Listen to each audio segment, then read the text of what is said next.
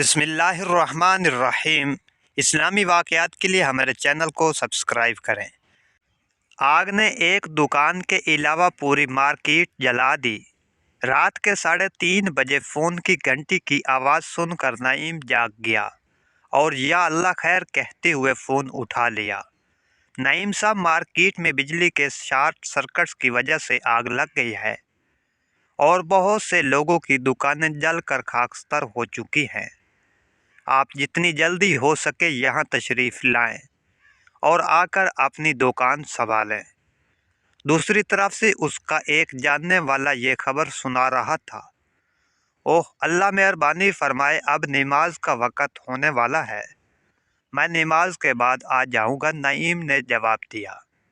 हद हो गई यार, अभी तक अगर कुछ बच भी किया हुआ तो आपके नमाज पढ़ने तक भस्म हो जाएगा, जवाब मिला।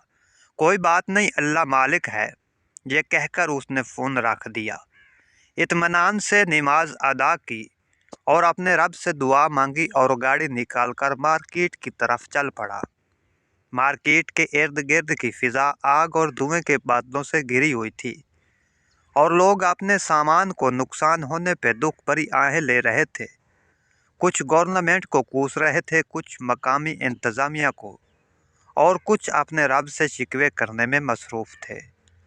नईम के अलावा हर कोई अपनी दुकान खोल कर देख चुका था और लोगों का तकरीबन पूरा का पूरा माल जलकर खाकस्तर हो चुका था।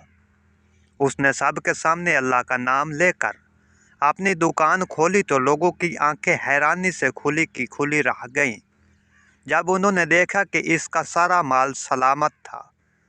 लेकिन नईम की नज़रें बेचैनी से कपड़ों के एक थान की तरफ देख रही थीं, जिसको आग ने एक साइड से मामूली सा जला दिया था। लोगों ने हैरानी से कहा कि तुम्हारा सारा माल बच गया है और तुम एक थान के हल्का सा जल जाने पे परेशान हो। उसने जवाब दिया कि मैं ज़कात पूरी और बाकायदगी से अदा करता हूँ और कभी किसी को गलत या 2 नंबर माल नहीं देता। फिर भी ये जल गया, कोई गड़बड़ ज़रूर है। हिसाबात निकाल कर दिल जमाई और एहतियात से हिसाब करने पे मालूम हुआ कि इस दफ़ा ज़कात का माल अदा करते हुए गलती से कुछ कमी हो गई थी। इस पे अल्लाह ने अपने बंदे को याद दहानी कराई थी। उसने फौरी तौर पे वो माल अदा किया और अपना माल बच जाने पे बेइख्तियार अल्लाह का शुक्र अदा किया। ईमानदारी से कमाए गए हलाल माल की अल्लाह हिफाजत करता है और अल्लाह पाक का हुक्म है कि ज़कात अदा करो।